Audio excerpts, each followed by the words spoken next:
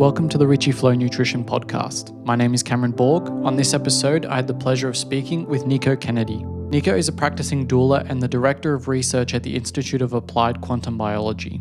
She also writes a popular Substack under the name Brighter Days, Darker Nights, where she shares invaluable information on circadian rhythms, pregnancy issues, and home birthing. Nikko has been at the forefront of a movement investigating the safety of hospital environments for birthing. As evidence accumulates demonstrating the detrimental effects of hospital lighting, EMF, and some standard practices, practitioners like Nikko have reduced the need for unnecessary interventions through safe home birthing practices. Before we start, please consider subscribing to my Substack, where I share information that goes well beyond the scope of this podcast. I also share a solo podcast expanding on the contents of this conversation if you'd like to get even deeper insights into our discussion here. Becoming a subscriber is the best way to support my work and this podcast. With all that being said, I hope you enjoy the episode. All right, Nikko, thank you so much for giving me some of your time. I've been really enjoying the work that you've been doing over the last year or so that I've been aware of you. So I'd love to hear a bit of a background about what got you sort of more interested in, let's say, the more alternative ideas in regard to health that are out there.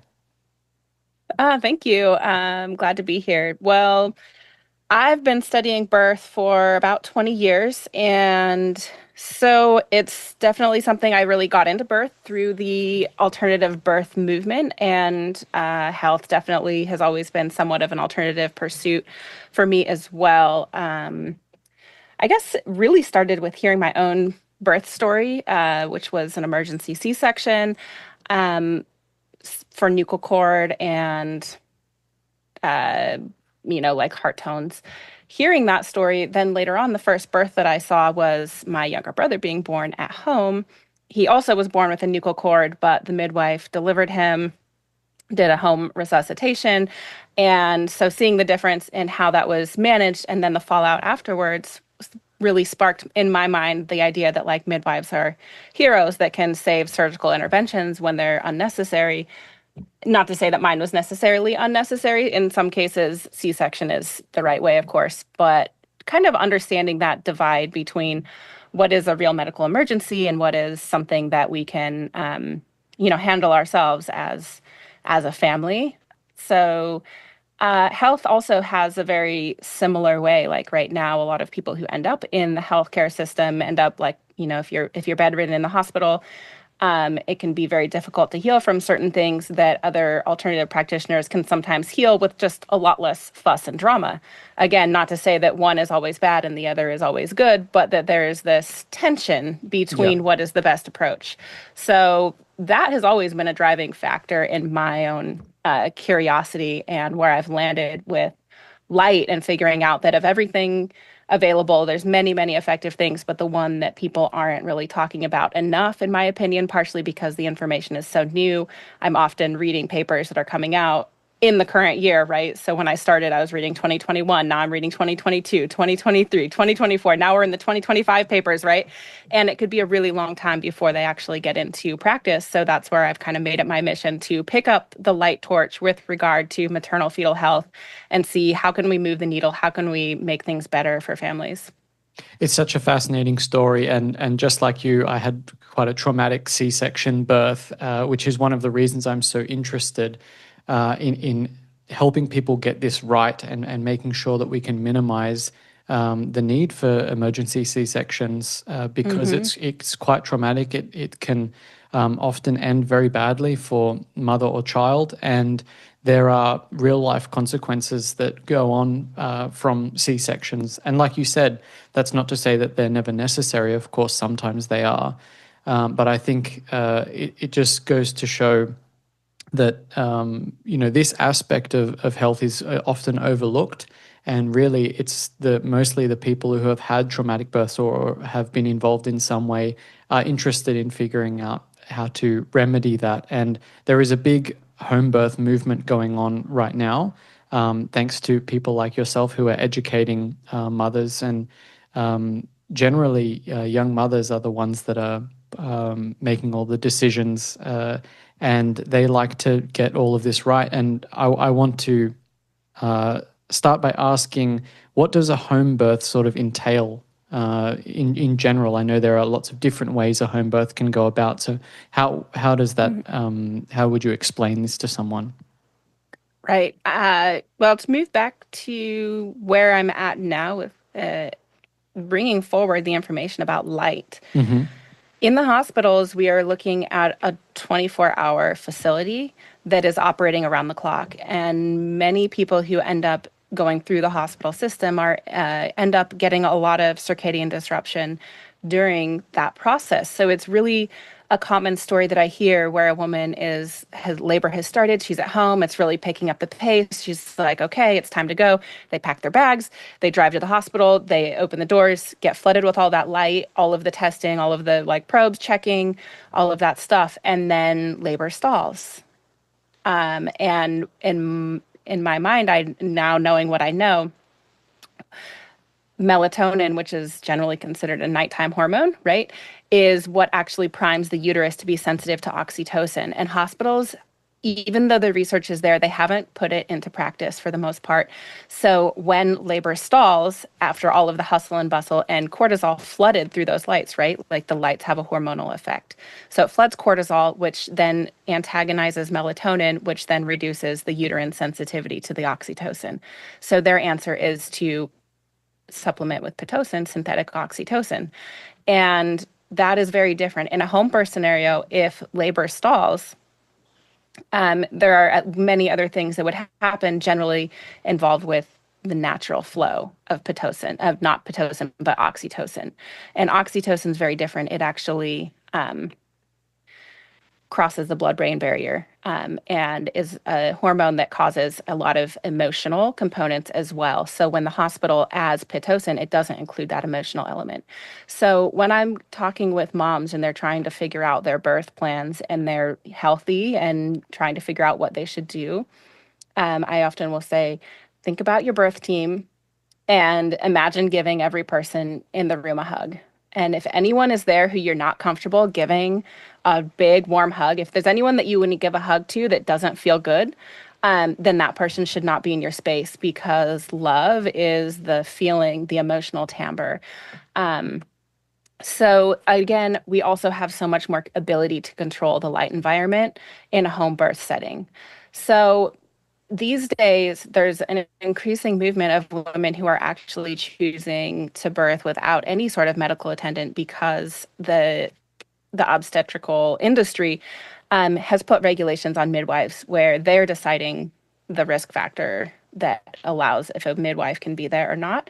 And it's not actually in the control of midwives who are licensed. So we're seeing a lot more nowadays of unlicensed midwives and women choosing to birth without any practitioner there who's trained in the birth emergencies, which is really interesting. And there was a paper that just came out of Australia where they were interviewing these women. And so in the medical industry, there's like the idea that these women are stupid, risky, all of this. Whereas when you actually interview them, they're extremely knowledgeable and tend to have much more knowledge and information and facts about birth compared with the women who are just going with the regular program. They're self-educating and finding, oh, well, when you enter into this system, which a lot has to do with the lights and everything, because they're so needing to see everything, because every moment is like, oh, we might need to bust out the knife, or we might need to do an injection, or like all of these things. And part of it also has to do with health.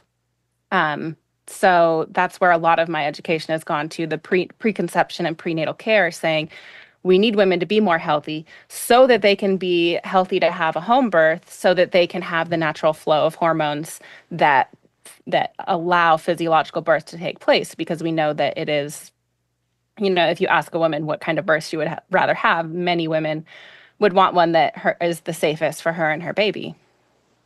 I think what's wrapped up in all of this is, and I've been speaking about this with friends for quite some time, and every time I bring up the idea of home birth, a lot of women will say, but what if something goes wrong? And I think that's really the big question, and rightly so.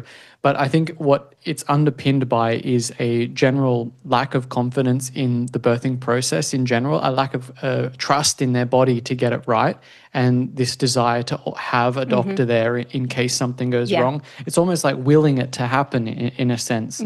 And how do you approach this? Absolutely. How do you approach this with people when you're helping them discuss their birth plan? When they have a tendency to feel like something's going to go wrong and they don't trust their body. Yeah, and this is partially a cultural problem because when birth was taking place in the homes, most most women would have seen births and heard stories of births and them going well. They would have that trust and confidence. So, um, for example, my oldest daughter she's now 13 and she has been at 4 of my births. So she's seen me birth 4 times. Yeah. And most of us for me, like I saw a home birth. I saw 2 births. Like I saw a birth when I was 6 years old. I saw another birth when I was 12 years old, right?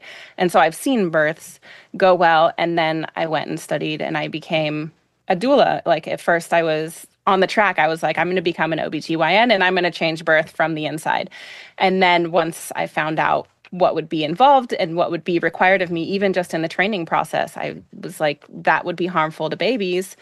So I can't do that. It's not morally right for me to do that. And that's my decision. I'm not saying that's the right decision for everyone, but for me, that was the choice that I made. So a doula is a non-medical role, but being in the birth space, being in the postpartum space with families gave me so much insight into all the different ways that it can go. And if there's one thing that is true about every single birth, I would say that it's surprising.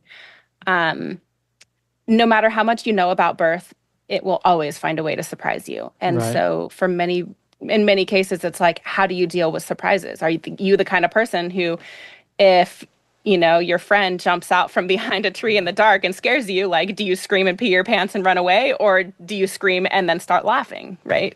There's like, how do you respond to that surprise? Because that is what birth will bring. It almost always brings some sort of surprise. You mentioned that there were things that go on in typical training that you would see as some sort of moral dilemma from your perspective. What are the Yeah. kinds of things that are sort of standard practice that if you took a step back, you might go, well, actually, that might not be very good for mum and child? Oh my goodness. Yeah, many of them. For me, it's a new baby is coming in, and we know this from research too, that their oxytocin receptors, and we've talked a bit about oxytocin so far. Oxytocin receptors are programmed in the beginning of life. So when we first discovered oxytocin, the hug hormone, we found out that it's very deranged in people who have mental health problems. So we thought we were home free. We're like, these people have low oxytocin. We just need to give them some oxytocin and they will suddenly fit in with society and have a good time with people and not be so afraid and neurotic and all of this. But it turns out no matter how much you flood the oxytocin in, if the receptors aren't there to catch it, it doesn't actually move the needle. And those receptors are, programmed in the first years of life. So if you imagine, I encourage anyone to look up this too. Virginia Apgar, who gave us the current standard test that we do when a baby is born to say this baby is healthy. And just go and look her up, Virginia Apgar. There's a paper you'll see talking about, care of the umbilical cord, and there's a picture of her in there. And she's holding a baby by 1 foot upside down, and the baby is screaming. No mother would intentionally hurt her baby, break her baby's skin barrier in any way whatsoever, right? And that is standard practice. Every single baby that is born is immediately put into painful tests for the sake of protocol. And honestly, it begins before birth, where we now have routine ultrasounds that haven't actually been proven effective for helping with things. The fetal monitoring as well. It's kind of like the modern day shaman belt where it is considered standard of care. And so there's no way to actually design a study saying with this versus without this. It's standard of care. You can't design a study that doesn't include at least standard of care. So you can do standard of care plus. And so because of this model, the interventions stack and stack and stack and stack and stack. And we never look back to say, like, wait, what's the actual minimum viable level of care in order to have a mom feel supported? So many women in my community who are actually having many, many children, right? There's that first birth where you're like, oh, I need an expert there because I don't know what I'm doing. And then second birth, you're like, oh, that expert really messed things up for me. I'm going to they actually made me feel more stressed because many of the practitioners are very traumatized by what they have seen. They've seen everything go wrong. And so you can actually look at the data on this, and the higher the caseload of a practitioner, the more likely they are to start stacking interventions because their nervous system is just wired for danger because they've seen a lot of bad things. And then they end up feeding into that because of the whole hormonal resonance of the birth team. Um, so, yeah, in my sense, when I think of how we ought to be welcoming babies, it should be, hello, baby, welcome. I'm so glad to see you. You are amazing. Thank you so much for being here. Thank you so much for coming to Earth and being in my family. You are a blessing. You are a gift. I treasure you. I honor you. I want you to feel as good as possible through this very difficult transition you're going through from womb, everything being supported, everything flowing through the umbilical cord to suddenly having to breathe air for yourself, through suddenly having to digest food through yourself, right? It's a very shocking transition. So anything we do to introduce pain in that moment, to me, is the exact opposite of what we should be doing. I, I couldn't agree more. And you mentioned ultrasounds before. Mm-hmm. Is there lack of effectiveness in that they cannot sufficiently pick up any sort of abnormality? Is that the idea? Nope, they absolutely can. They can. They can. So, Yep. what is the issue with ultrasounds? Is it that they, and I've seen this mentioned before, but I've never read into it, that the ultrasound itself can be harmful to the baby. Again, they it's so tricky when you're dealing with babies because it's impossible to design a test that would prove harm. That would be unethical. So we don't have data. We have data to say we have correlative data. We have, and basically it all got pushed through. And like once it's been introduced, right, there's no way to walk it back. And so to me, we don't have a lot of information. We do know about ultrasound in terms of other tissues. We do know like there's different kinds of ultrasound therapies, right? So there's cases where it can be used where it's actually they're using it to cause healing. And then there's other cases where it causes harm, like depending on the dose. And so in terms of the technology, that is a whole big question. We know there are a lot of things that we are finding out about non-native EMFs, which it is one of, and how that affects cellular health. We do see some, slight statistical things in terms of babies, but again, we don't have that control population to say babies that have and haven't been exposed. And then it also is complicated because like what stage of pregnancy. So in like correlative data between non-native EMF exposure in the early first trimester, we do see more levels of like DNA destruction and fetal abnormalities when moms have really high dose, usually from their work environment in the stage where it's often before they even know that they're pregnant. Later on, as the baby forms, there's less, damage because they're larger. But we also we know that nerves and the myelination process, where the sheath that is protecting nerves from electromagnetic frequencies and other things, doesn't finish until actually the mid-20s. So there's a lot to say there. But what I'm talking about and think about with regard to the ultrasound is in some cases it is also introducing fear, introducing something that kind of stands in between the intuition and what's actually happening. So it can be helpful for families if they really want to know that there isn't a major congenital abnormality that's going to require immediate care and attention. But it also there's a lot of false diagnosis of certain things. So some of them, it's really easy to see if the belly is like outside of its body rather than inside, right? Like there are some abnormalities that, yes, are really easy to see. And then there's other ones where, I've heard of so many moms who have the false positive on like Down syndrome, for example. And so then they spend a whole weekend wrecked over this, ultrasound diagnosis that they received, and then on Monday morning they call and say, "Oops, sorry, we actually misinterpreted your results. Everything's fine."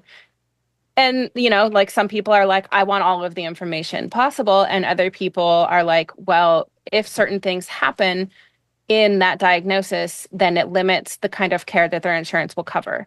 So in some cases, knowing can actually change the course of care in ways that tend to lead to more and more and more interventions.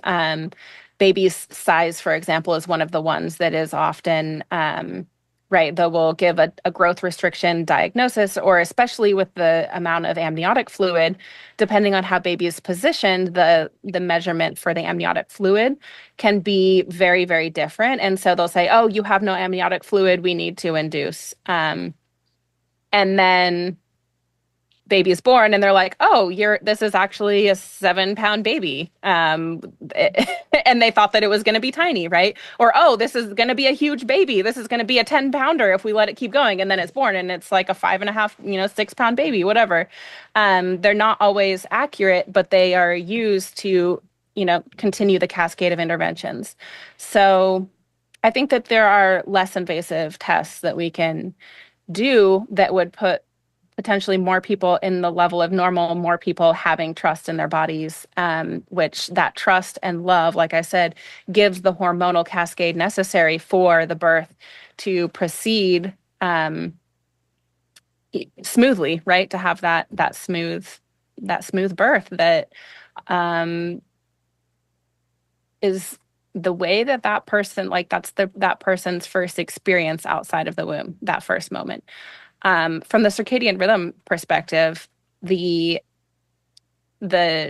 apparatus that senses light to program the circadian rhythm is active at birth, even though the visual systems aren't. Yeah. So when we're thinking about that immediate first light that happens, right, in a home birth, like my most recent birth, gave birth at home in my bed. It was sometime before midnight. We had candles. If I was in a hospital, and I have had a hospital birth, baby born right before midnight, right? It is bright white LED flashlight shined right in that baby's face immediately. So in the case of the baby born at home under candlelight, which is the way it would have been, right? Like 300 years ago, that's the only, a baby born at night would only be exposed to that kind of light, right? We didn't have other options. And so that baby is getting a signal like, "Oh, it's nighttime. Let's get this. Let's do a nighttime thing." Yeah. Whereas a baby born under modern LED lights, it's getting that signal like, "Oh, it's noon," no matter what time of day it is, right? So then that immediate first circadian signal that it gets, and then you think about the sleep disruption that happens for mama and baby, all the way down. So it's like there's just so many different angles of like things that we could think about in order to like make that the most wholesome, welcoming environment where we're honoring the mom and baby. I think it's so fascinating that the more we speak about interventions, we just see this pattern of interventions beget more interventions. And like you said, once they become standard practice, it then becomes unethical to not do that. So it's impossible then to study more rigorously the things that have perhaps not been proven adequately in the past. And, I think we see this quite a bit, even with vaccines. They get treated as it's unethical to not give a vaccine. It's unethical to have a control group, basically. And then you're stuck because the precautionary principle is effectively swapped around the other way. And, there's no shortage of interventions in hospitals. And my understanding, I'm not sure if this is the same worldwide, but they basically have a time frame within which they prefer the birth to happen. And if it doesn't happen by a certain time frame, they like to induce. My first question is this something that you've experienced before where the doctors like to get a hurry on? And what happens when you're artificially inducing that birthing process? Oh, yeah. So this is a great question. There's a lot going on there. So when looking at induction, we have a lot of different things to think about. So an induction that is after labor has started naturally. One of the most common reasons would be if the membranes have ruptured, then the mom is considered at risk of infection. So this is something that is really interesting because sometimes the membranes rupture before labor has started. Other times they rupture afterwards. Sometimes they rupture the membranes intentionally to try to speed labor along, which greatly increases the risk of prolapse, which is one of the worst emergencies that can happen in birth. When it comes to the membranes rupturing prematurely, they find that is associated with oxidative stress. So that, as you know, redox is a huge talking point when we're looking at circadian and quantum biology because the charge balance inside of all of our membranes is so important for how every aspect of our biology works. And this is where working with moms prenatally is so important because one of the best ways to reduce oxidative stress that's easily accessible is earthing and grounding. So I would love to see birth suites, for example, to have earthing and grounding and electromagnetically safe environments, right, to help reduce that charge because we know that labor itself is a process that tends to create oxidative stress. When you think about all of the work that is involved, all of the muscular contractions, that is mitochondria and muscle fibers working intensely. And so, of course, as they're working, it produces ROS, reactive oxygen species, right? That's just the way that happens. When you see stalled labor, which is when after labor would start and induction would happen, women who have a stalled labor tend to have much higher oxidative stress balance compared with women whose labor just flows through. So that whole question of like maternal exhaustion, stalled labor, rupture of members, all of that is happening through a redox type of cascade. So that is where the kind of food that mom has been eating, the kind of emotional stress, her nervous system level, if she's able to move or not, what is the electromagnetic environment she's around, right? Like all of these things come into play. And in the home birth setting, I guess in the hospital too. In the hospital, it's a lot harder to do this, but this was some advice that I had from the couple who are their dear friends. They were having their last baby at the same time as I was having my first baby, and the husband was talking to me about childbirth, and so they had had a midwife attend their first birth, and they had all of the family there, and it was going on and on and on and on and on and on, right? It was one of those labors that was just going and going until finally they kicked everyone out. And then, boom, baby was born, totally smooth, right? It was like the mom could not relax. It's Ina May, who's a big voice in the home birth movement in the United States. She calls it the sphincter reflex, thinking about like the way for the portal of birth to open happens through a subconscious process. Yeah. So I have several workshops that I teach that are about this subconscious process, which happens, it's partially a circadian switch with glutamate and GABA. It's partially a hormonal switch. And then it's also big time in the nervous system. So in a home birth, labor stalls, we're like, what do we do? And then like my go-to is that advice because I actually had that happen, not in my first birth. My first birth ended up being an unintended, unassisted birth because every time they would ask me, should we call the midwife? I would say no. I didn't want her there. And like once I was into that portal, I could not. And they'd be like, can we call the midwife? Can we call the midwife? Can we call the midwife? Like, no, don't call the midwife. Don't call the midwife. Finally, they're like, it's been 12 hours. Like this could go on another 12 hours. And I said, no, I need to push right now. Got on the bed, pushed my baby out, and then my husband at this point is kind of rolling his eyes at me. He's like, now can I call the midwife? I'm like, yeah, sure, you can call the midwife. My second birth, though, I had to rely on that advice that I had heard. I was surrounded. I was like, oh, well, I've had a good birth. My second one, everyone wants to be here. I'm going to invite my mom. I'm going to invite my sister. They ended up bringing their husbands for some reason. There was all these people around, and it went on day one, day two. And I could not get into the portal. So I was just having endless contractions. They were super painful. It was really stressful until finally it dawned on me and someone's like, what can I do? And I'm like, just leave me alone. Leave me alone. I go into my space, I go into my cave, I am able to go through the portal, and then my baby was born. So the way that you would handle a stalled labor, right? To me, the first thing I think is like, oh, this woman doesn't have the level of privacy she needs. Um, However, in a hospital, they're like, oh, this labor is stalled. She doesn't have enough. We need to do Pitocin. Yeah. Right. And so they force this hormone that is supposed to happen when we feel loved and safe. And instead, they're forcing it to say, this is just right. So you get the mechanical action of it without the social hug that it's supposed to be, without that blanket of safety and privacy. So there's, the whole approach to it. And so that isn't a case where, baby isn't even necessarily, like they're listening for heart rate tones, which again, like the heart rate tone, Dr. Rachel Reed has done some amazing work on that. I don't know, for those listening, her podcast, The Midwife's Cauldron, it stopped now, but the recordings are all up there. She's has an amazing one about listening to heart tones and the research that we have on that, where it is actually like, the one thing that we can say about listening for baby's heart rate is that we definitely see more interventions when that happens. And so the more interventions, and they're saying like, oh, yay, we're rescuing, we're saving these babies. But we don't actually have the control group to say what would happen with these. And in many cases, babies who are in distress by their heart tones, then don't actually, they're not actually in distress. And if you listen to their heart rates afterwards, I was recently talking with a midwife and she was saying this, that she knew this baby and like,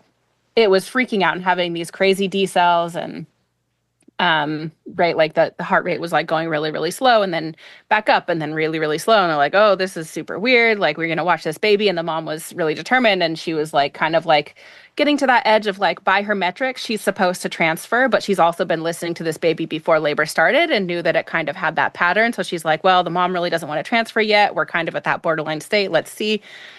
The baby was born pretty soon afterwards, was healthy, but then like at the 1 week, 2 week, 3 week checkups, listening to this baby, the baby is still having those D cells after the birth, right? And so I got that story right at the same time as hearing another story of someone who had a breach, and they were listening for baby's heart rate, right? Listening, and everything was fine. And then it just suddenly stopped and they couldn't get a read. And then it was like a huge, big emergency, and baby ended up like having severe asphyxia during the birth, and it was very bad.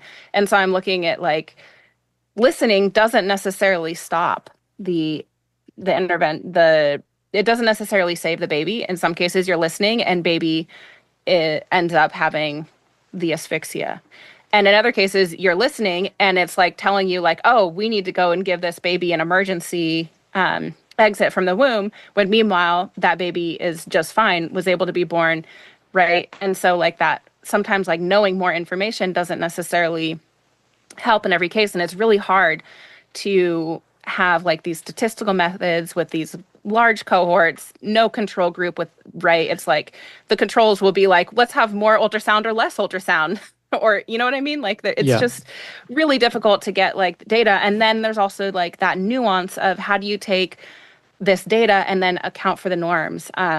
For another example, like women who are very petite often will have extra time in the NICU just because their babies are smaller, even though like them and their husband are smaller. Meanwhile, these women and men who are very, very large and they have these babies and they're like, oh, well, your baby has macrosomia. We need to like test their blood sugar because we think gestational diabetes. Meanwhile, like, mom's 6 foot and dad's 6'4", and they're put on the same metric as like, dad's, mom and dad are both like around 5 feet. Like, that we don't really have that nuanced take inside of mainstream medicine to move between general statistical, facts, truths, whatever, and the individual cases. So induction is one of those places where it feels like there's no time. And so it feels like emergency.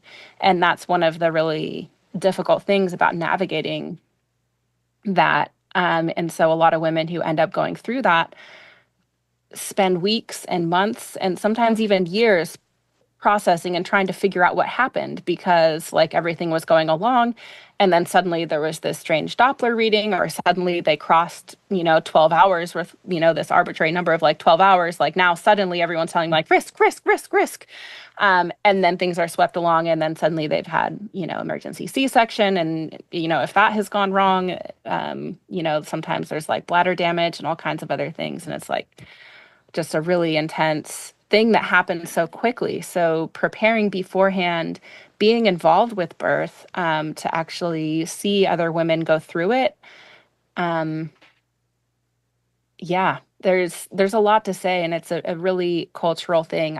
Another conversation I was having recently was talking about, we were trying to figure out a word. We're like, okay, there's like the extreme of like the free birth movement saying we need no medical intervention whatsoever. Like if a baby dies, it dies. If a mom has an emergency, like it's on her, like she's the only one who can help herself through.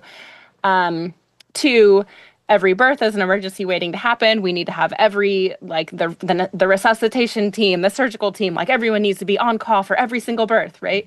So like between those polarities, there's like medical midwives saying, well, like we're in between. We have birth centers being like a little closer to the hospital, and then we have traditional midwives who are like, they're not licensed to the state, but they have done apprenticeship and had that hands-on training. There's like a really big range of all of that. So we're trying to figure out like what is the future of birth, and how does it look in a community setting in this era?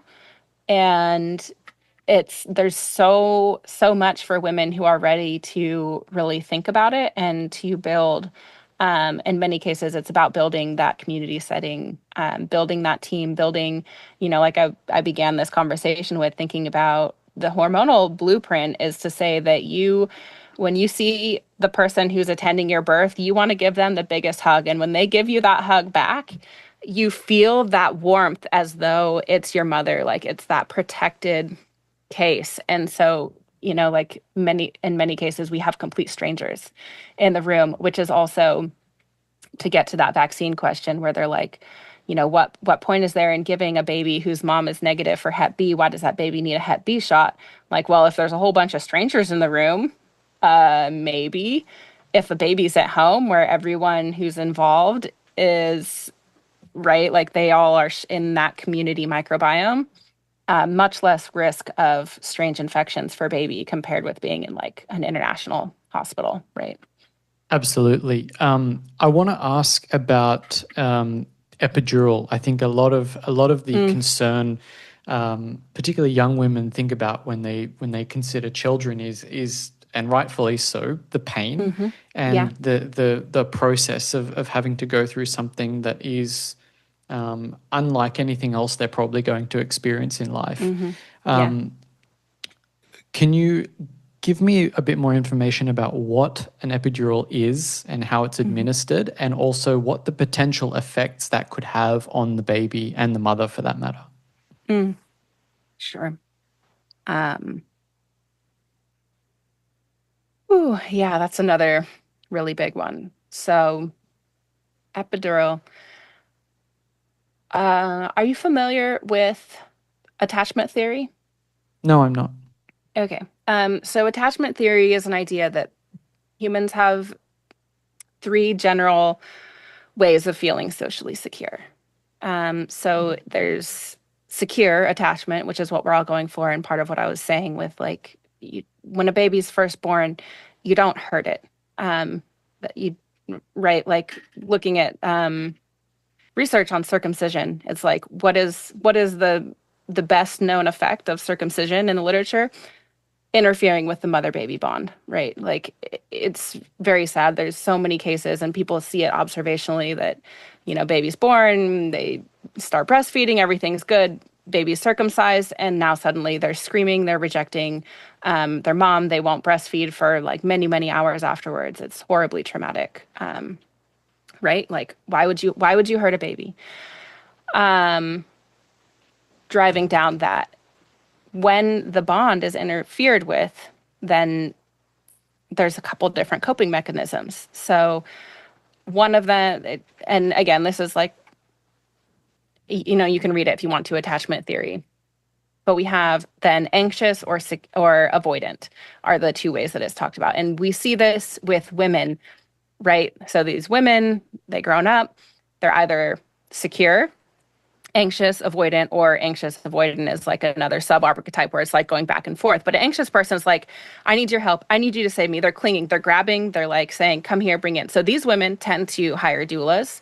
Secure women also tend to hire doulas. Secure women are like, I know that this is going to be really hard and I want care, not because I need it or have to have it, because it's the right thing to do and that's what I want. An insecure woman is like, I can't do this without help, right? And those a lot of the women who go to hospital. Avoidant women are like, they're not going to reach out for help. If they feel threatened, they're going to withdraw. And these women don't tend to hire doulas or intense hands-on care, right? They're like, they'll go through with like the minimum amount of appointments, minimum amount of things. They're like, I can do this on my own. I can do this on my own. And so then we get into the situation where labor comes on, and it's unlike anything else. One of my friends and colleagues in the space was recently sharing about how she quit using pain relief for her period when she was getting ready. She's like, I want to have a natural birth, and I think I can't handle period pains without medicine. That doesn't fit. And so that was like part of her like mentally preparing herself for this. Because some women will tell you that it's not painful. Other ones will tell you that it is extremely painful. And from the circadian rhythm perspective, like there's a lot we can say. And again, I have my workshops to teach about this, because not only do we have like the feeling of safety and social connection, but we also have our experience of pain being mediated through the nervous system and through these circadian pathways and redox regulated pathways. So melatonin, it turns out, which, as I said earlier, is what will mediate the strength of contractions. But they're like, whoa, women who have high melatonin have stronger contractions that also feel less painful to them, because melatonin mediates pain in the peripheral nervous system as well as in the central nervous system. So a woman who left to her own devices, as the intensity picks up, they tend to go into the dark, which floods their systems with melatonin. So you'll see this when women, even if it is a very bright room, once they get closer to the actual birth portal, they will start, right? Like you'll see them, they'll be like on the couch or on the bed, and they're like covering their head, covering their eyes, right? Giving that feeling of safety, and then baby comes through there. But with the availability of epidural, that is done in a cortisol type of light environment, right? Mm-hmm. And so if the women aren't allowed, like they're not ready to vocalize. And so this is extremely common, especially for women who do have that avoidant attachment style, right?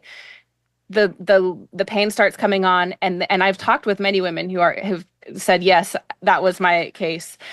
The pain starts coming on, and the normal response would be to start vocalizing, right? Like that we would be making the noises of birth. There's a wonderful paper I highly recommend everyone reads. It's called Midwifery by Ear, talking about the normal noises of birth. And so when that happens, then women are like, I can't do that. That is calling out. There are people here who I don't know. There's no way I'm going to let them hear me say this. You're not going to hear me mooing like a cow or whatever. So then that's the point that they then ask for the epidural. Yeah. The epidural is then, it's a big needle into the back. So I've never had one, so I don't know what it's like. But I do know that sometimes there are complications where like one side of the body goes numb, but not the other. And then there are limitations. As soon as that epidural is introduced, then, the legs don't really work. So then you can't have movement. You're kind of like stuck where you are. And that's where having a doula is really helpful, because they can help you move your legs to like go back and forth to help bring baby down, because normally it's a spiralic path. So women left to their own devices in birth are going to be spiraling their baby down, right? You think about that spiralic motion, whereas then the epidural is introduced and they're locked. They no longer have the ability to move and flow. So and then it's also it is drugs. Most epidurals contain fentanyl, is the one that's used a lot nowadays. There are other ones. Many women also that before they take the epidural, they're like, oh, well, we'll just try oral. So they give them like oral opioids and things. They used to use little hits of laughing gas. Some birth centers still have that. There's a lot of different things. I recently read a trial about using red light therapy, which, as you know, red light stimulates the mitochondria to release melatonin. They found it was just as effective as like a hot shower, warm bath, or other ways that women use. But I think that one of the big challenges with epidural is that there's socially there's an outsourcing. Like that is a moment where it is the pain brings endorphins that help mediate the pain. You shut down that pain, you go to someone else, you say, you save me from this. Then you're saved from the pain of labor. But the pains of parenting, like that pattern continues, right? Then breastfeeding is difficult and you need to be saved from the pain of breastfeeding. And then the terrible twos are different and you need to be saved from the challenge of the terrible twos, and you're outsourcing to daycare. And then like teaching kids how to read is difficult, so then you're like outsourcing to the educational system. And then right, like all it just like kind of goes on and on, that there's then a dissociation where this is a threshold that women would pass through the portal. So yeah, there's the physical challenges of it, but then there's also like the meaning there's the meaning that is made, right? And so when the Yeah. meaning that is made is that someone else can save you from the pain, and women are so different in the ways that they handle it. And when I'm teaching, I'm like, we can use light to facilitate a trance state that is the body's like way that it has, right? We have neurotransmitters, right? Like serotonin way increases during a daytime labor, serotonin. And when you like look at studies on serotonin, like serotonin, as you know, is like involved in the euphoria. Like that's what people are messing with a lot of recreational drugs. And so a labor is generally, like left to its own devices in nature under natural sunlight. And I have a bunch of pictures of this too, of like outdoor birthing environments that women used to facilitate for themselves. Women used to, gather and maybe make a pilgrimage to an area that has a hot spring. Like there's all these different ways in the past that we had to deal with this threshold of pain that now are just kind of circumvented and kind of necessitated also by the lighting, by not having a team that is trusted, by feeling like you need to do it alone and silently. So it's a big question, not just with regard to like, is epidural safe or is it not, but also like, what does it mean for families? That's so fascinating that you took that route of explaining. It reminds me of some anthropological studies, I think, where they asked people who had done like tribal scarring or tribal tattoos that are very painful. Mm-hmm. And they were asked, these people, if you could have done this without the pain, would they have done it? And they said, no, the pain was necessary. It was a Mm-hmm. necessary part of the ritual. And it makes me think about, giving birth. Is pain, does that make it, does that underscore its importance in a sense that you've been through something so incredibly difficult and challenging and incredible, and that sort of gives it this particular meaning. And I think, yeah, it's just like you said. What meaning does that ascribe if you, even if it's all subconscious? What does Mm-hmm. that say to you, particularly if you're going to have multiple children? Yeah. Yeah. And I've, having been in the birth space, I've seen women who like they're sobbing. This is so painful. I can't do it. I don't want to do it. I don't even want another baby. Like, why is this happening? Right? They're sobbing. They have their baby and it's like a switch is flipped. They have their baby lifted up onto their chest and suddenly they're still sobbing, but it has turned to tears of joy and they say, I've never been so happy in my entire life. Yeah. Right. And it's just like on a switch. It's just like from 1 minute of like from the to the depths and the other to to the heights. And so dopamine is very involved, and that would be a whole nother something I get into in my workshop. The whole other issue, dopamine is controlling the timing of the contractions. And so that's one of the other challenges with today's world, where like dopamine is just all over the place because it is mediated by light, and it's supposed to be happening from being outside working in sunlight and that kind of thing. And instead it's being like, forced through electronics and lighting and things. And so that's where birth off, a lot of women have such a horrible experience in childbirth that they're like, I never want to do it again. Whereas women who have these, I tend to call them transcendental, because it's like kind of outside of the normal state of consciousness that we're in. Day to day, you have to be able to go into that transcendental space to, women talk about it as though they're like, fetching their babies from the heavens, or, all kinds of, there's a whole like pathway. And some women don't experience pain with it. It will be like, oh, like I felt pressure, or there's all kinds of different ways. And that was, one of the other things I was saying, is that birth is always surprising. No matter how many births you've attended, no matter how many children you've had, like birth will always find a way to surprise you. Yeah. And I think that's one of the things that a lot of women are afraid of, and they want it to be predictable. They want it to be a certain way. And a lot of providers also get into that, where they think there's a linear path.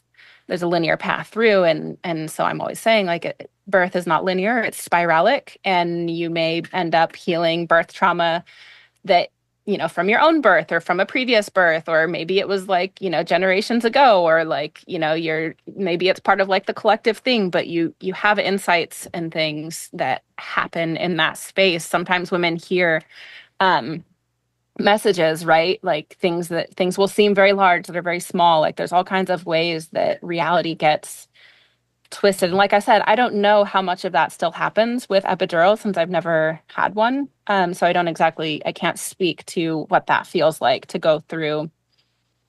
Yeah, Yeah. there's a lot to say about birth. It is so fascinating, and there's a lot that we can do to make it safer and healthier for babies and mamas, and generally just like more welcoming and like celebratory. Well, that's a great segue, because I wanted to ask, what do you work with expecting mothers, or expecting parents, I guess, Mm-hmm. even pre-conception? Yeah. What do you like to have them do to make sure that the risk Mm-hmm. during birth is minimized as much as possible? I mean, this Mm-hmm. comes back to nutrition, circadian health, light exposure, Mm-hmm. EMF, all of this kind Mm-hmm. of things. What type of things do you Yeah. encourage people to do? Mm-hmm. Yeah. So circadian, like, right. So I'll say like stabilize, then strengthen. So like the first thing is stabilizing the circadian rhythm, uh, having a baseline of actual dark nights. I usually recommend about 10 hours of darkness, because it takes a little while for melatonin to actually start flowing in the night. And so having that dark environment's really, really important. Um, that is absolutely the one baseline that I think many of today's families are missing, not getting that 10 hours of darkness piece. Once that is stabilized, and then and meal timing too, like a lot of people have erratic eating schedules, especially women who work. It can be hard to get that like anchoring morning meal. A lot of women I work with who are intending to conceive, they do know that nutrition is important. So I do talk with them a lot about that. And so many women I know, they eat really, really healthy in terms of their food choices, but they don't realize the quantity that's required to grow a new baby and be nourished and healthy through that. So I often recommend doing some kind of like a variation. I kind of look at I'll recommend that they study the Brewer diet for pregnancy and Lily Nichols' work for pregnancy nutrition, make a cross section of those two paradigms, because Lily's really good at the food choices, and the Brewer diet is really good at emphasizing the quantity that's required. I'd also recommend the root cause protocol to study and learn a little bit about that, and how iron and magnesium work for the body, because many, and I have a series in my Substack that's all about the folate cycle. But women are always told to supplement with all these different B vitamins, and they don't really know how they work. And so when you start getting them in like these random varieties, it doesn't necessarily optimize for biology. And we know that folate is extremely important for development, methylation, neural tube development, but also baby's brain. Methylation is what drives the DNA changes for the circadian rhythm to even fire. Like it's so key. So I look at folate, I look at all of that kind of thing. So that's like the nutritional piece, time of day, and then after that, it's getting the daylight. So that's like the final chunk where I'm like getting outside in the morning, getting outside across the day, on being, regular. And that's where a lot of women will be like, "Well, what if I live in the far north and there's no daylight, and it's still brighter?" And the body has pathways for all of that too. Sometimes women also ask me about like, "Well, I've been doing cold plunges. Like, can I still keep doing that?" And right, there's a lot of nuanced things that we can talk about, but generally, that dark night. Having that really high quality, high volume food, and then the time outside and grounding, if possible. I also recommend women to do a bit of study with electromagnetic hygiene. And like if they have, like one of the patterns I've seen is women with severe morning sickness may not realize that they actually have a Wi-Fi router or a smart meter right next to their bed. So we have them move like at least 10 feet away from a smart meter and, at least a distance. And so I will, for women who are living in EMF environments, recommend that they get like some kind of electrosmog meter so they can see where the fields are the strongest and just try not to spend time in those spaces, especially in the very initial first trimester. And then for men, yeah. Yeah, that's fascinating. Yeah, wow. Yeah. That's preconception too. Sorry, I talked all about the women and not the men, but we have we have ideas for that too. I know we're getting close to the time. Go ahead. Sorry for talking over you. No, that's okay. If you've got more time, I have more things that I'd like to ask you about. But I was just going to add on to that I have been, I've read a little bit about morning sickness and that it's possibly due to the fact that women are more sensitive to mitochondrial toxins during pregnancy in order to protect the baby. So any sort of minor mitochondrial toxin that you would normally be able to deal with actually triggers a response. Is that true to your knowledge? Yeah, morning sickness is a big deal. So I have a really, really long free guide inside my Substack publication for moms to get through the morning sickness stage, because so we have the morning sickness and then for most women it wraps up, but for some it doesn't. It continues into second trimester, even third trimester, which can actually be very dangerous. So it's protective, and there's a whole flood of things going on with normal physiological morning sickness, which is related to leptin and related to, of course, mitochondrial health, related to circadian health, related to hydration levels. So, there's a lot to say there. And many women have cured themselves with like the most basic thing is 10 grams of protein every waking hour, including if you wake up in the middle of the night. Because like I said, most women don't know how to fully nourish themselves. So yeah, I read about it years ago, the bacon cure, and it's actually seems to be effective for a lot of women when they go to bed at night. They actually put a few strips of bacon next to their bed so that when they wake up in the middle of the night and they feel like crap, they can eat that salt, right? And it doesn't have to be bacon, but salt, fat, and protein. The salt, fat, and protein are what give the body the hydration and give the body the building blocks, because the hormones are always made of either fat or protein, right?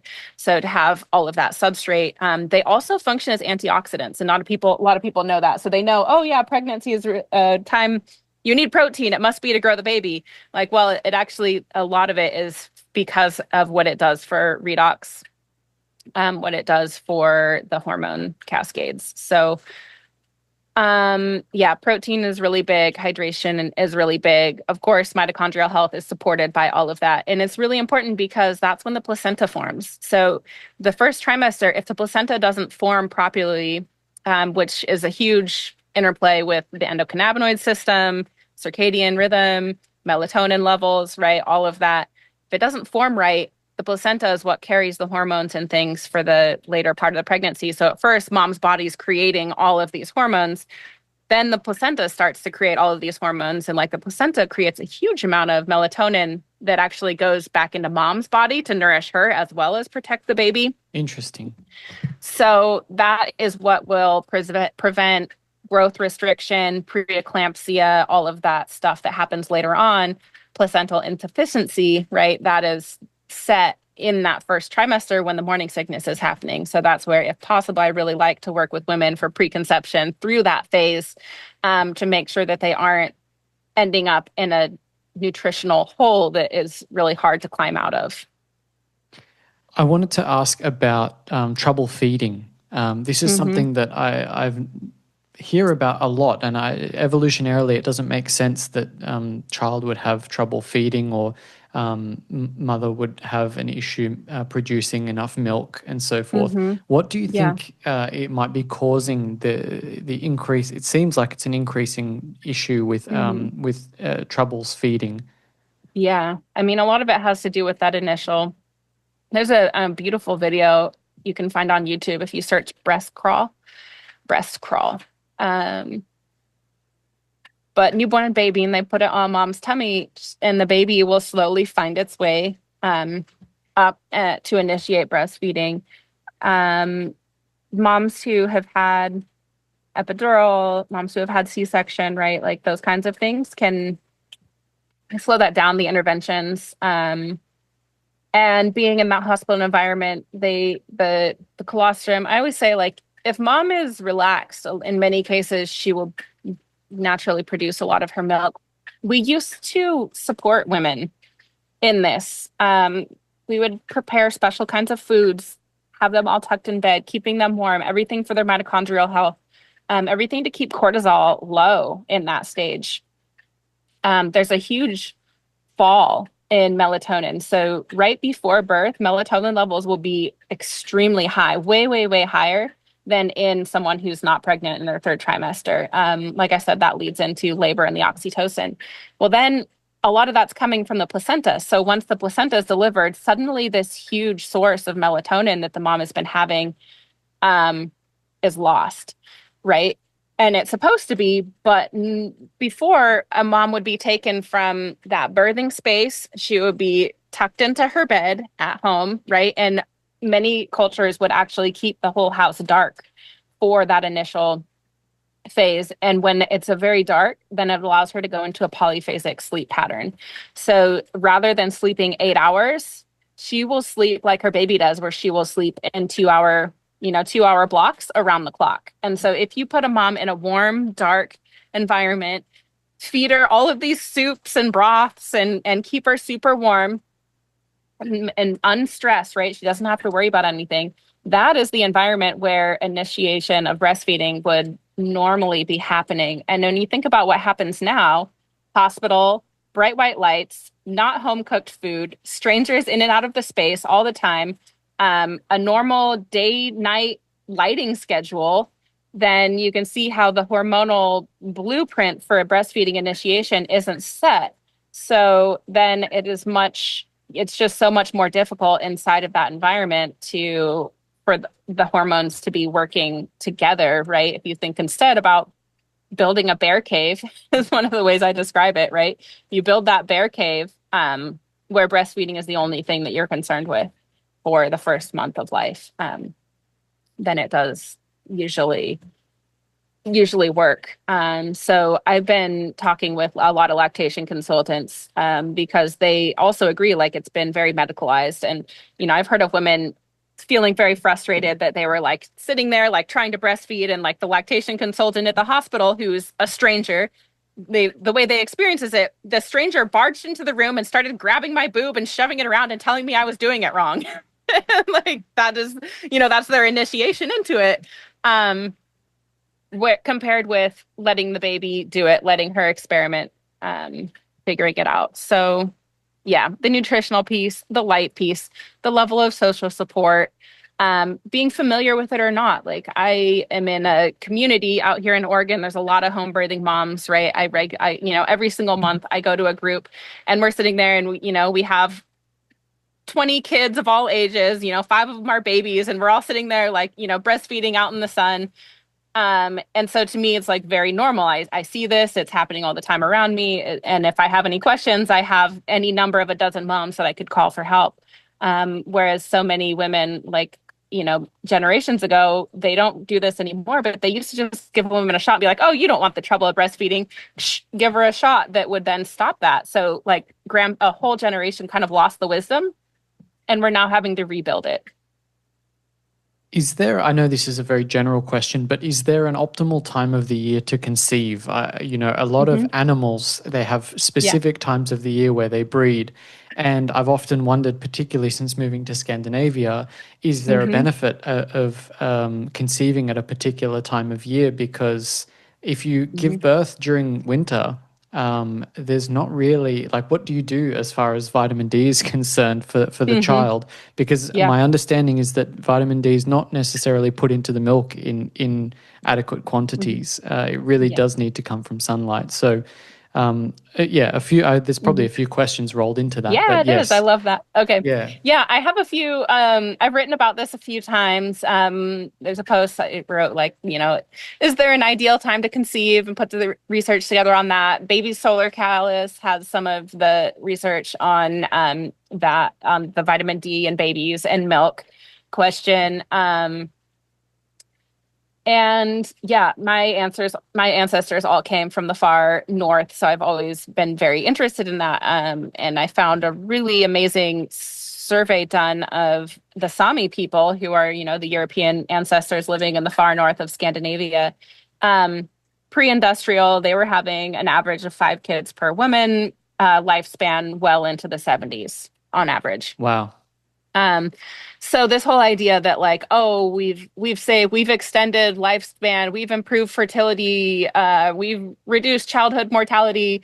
I'm like, well, this kind of says that is true compared with early, and when we first industrialized and went into the cities, health, lifespan, everything took a huge tank. And now we're kind of building back up to where we're like coming into an equilibrium with society, bringing us back to where we were before all of this technology.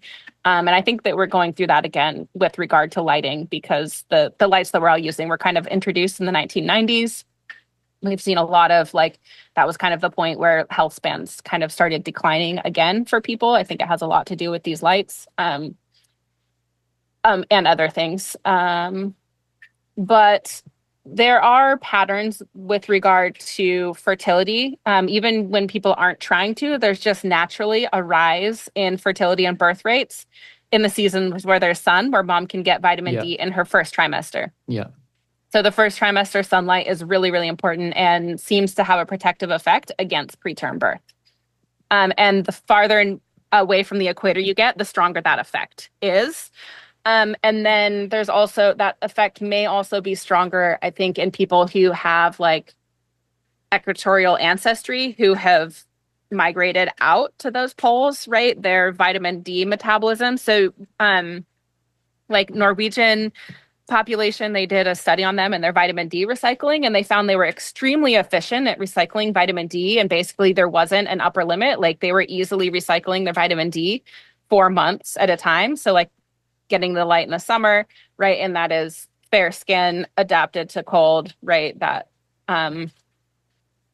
thing where, and then there's also higher tolerance for oral vitamin D among some of those northern people. Like, they did this one in the Eskimo Inuit communities where they were living off of whale blubber, and they found they actually had genes encoded where, like, if you brought that whale, someone from the equator up there, they would actually probably have a toxic reaction to that level of vitamin D, because they're optimized for solar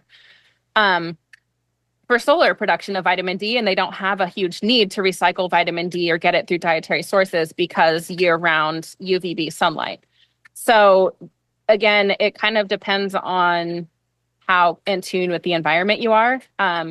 So bolus doses of vitamin D, synthetic vitamin D, where they're like irradiated lichen and lanolin, right? Those ones, a super high dose of that can actually stop the body's recycling processes and cause it to dump vitamin D and be less receptive to vitamin D So that's where I always recommend kind of like a cautious take on vitamin D supplementation in a northern climate, because the whole situation is kind of like you should be optimizing recycling and getting it from like natural dietary sources. And then with regard to the vitamin D in breast milk, which is not just vitamin D, it's all of the circadian signals. Like the endocannabinoids should be high in the daytime, low at nighttime, which is probably like a lot of women are starting to use cannabis because I think of all the circadian disruption, the endocannabinoid system is a circadian system.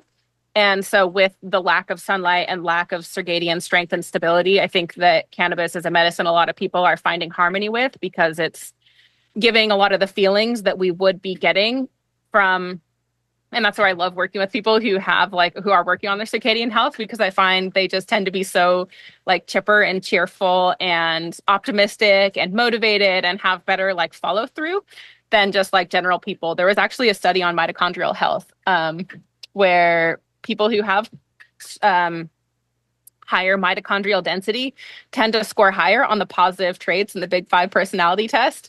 So like more agreeable, higher levels of extroversion, lower levels of neuroticism, right? That was like a marker that tracked with the health of their mitochondria. So that's one of the other things in terms of like mood disorders and all of that. That's just so nice about this paradigm of health and wellness.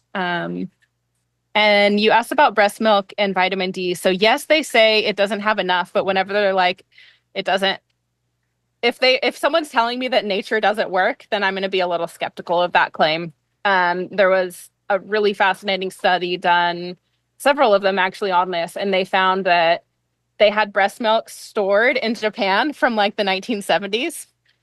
So they're testing it for vitamin D and they're like, oh, like winter vitamin D levels now and then are about the same, but summer vitamin D levels now are way, way, way lower than they were back in the 70s, right? And when a woman goes in the sunlight, her the vitamin D levels in her milk go up way, way, way faster than they do in her bloodstream. So they did a survey of women in Nepal, and they're like, whoa, these moms are vitamin D deficient, but their breastfed babies aren't. How is this happening? So yeah, with the question of like, I think that if you actually write rhythms and get light right and diet and everything like synchronized with your environment, then these problems of like breast milk not having enough vitamin D, childbirth being extremely painful and treacherous, right? Surprising, yes. Treacherous and a healthy mom, no, it shouldn't be usually. Yeah, all these things just kind of like they can all come into harmony. Like I think of like all fertility, all fecundity comes from the environment. So like if you saw like if all the fox moms were like all like miscarrying all the time and like you're finding them all like dead of prolapse in the woods, you wouldn't be like, what's wrong with that fox? You'd be like, what's going on in this ecosystem, right? So that's how I think of it with humans too. And I'm like, it's not like this mom is unhealthy. It's like this ecosystem needs support. That's such a great sentiment to have, and that analogy works perfectly. I want to be cautious of your time, and we've covered a lot already. How can people keep up to date with what you're doing? Your Substack is fantastic. Oh, thank you. Yeah, my Substack is a great way. Brighter days, darker nights. I am also on Instagram with the same handle. I have a website, nikkokennedy.com, that has a couple of workshops. Like if you're not ready to go into a membership, you can get like just like an intro there. I have a circadian and quantum care of mother and baby that just kind of goes through a lot of the things we talked about here, lays the foundation for that. And then from there, do one-on-one work with me. Occasionally I run group programs. My Substack membership, I do events in there and live coaching too sometimes. So those are all good ways. I'm also working with the Institute of Applied Quantum Biology and Quantum Biology Collective. So you can find me in there. I do mentoring inside of those groups as well for people who maybe aren't as interested in birth necessarily, but just in circadian quantum health as a whole. Just reach out to me. I do check my messages, and I'm not like, I try to be available to people because I think this information is so important. It is setting up the future of humanity, right? So the way that we're welcoming babies is really important for us moms right now, but like 10 years from now, it's still important. 20 years from now, 30, right? It just, the more that we improve the culture around birth, I think the more that we can help people have that secure foundation and go on to do really, really great things and not have so many of the mental health troubles and things that hold people back from fulfilling their true potential. I'm so pleased that there seems to be a growing awareness around this topic, and I thank you so much for being an important voice in this space. Yes, thank you so much for your time, and keep doing what you're doing. Absolutely. Thank you for inviting me, Cameron. It's been nice. Thank you so much for listening. I really hope you enjoyed our conversation. If you want more, I have an additional solo podcast on my Substack expanding further on my conversation here with Nikko. I've also left links to her website and Substack below if you'd like to recruit her services or read more of her work. Again, if you'd like to support my work and the podcast, please consider subscribing to my Substack, as it is where I share most of my thoughts and insights that go beyond the podcast. Please make sure you follow on Instagram and X so you don't miss a post. Thanks again for listening, everyone. Take care.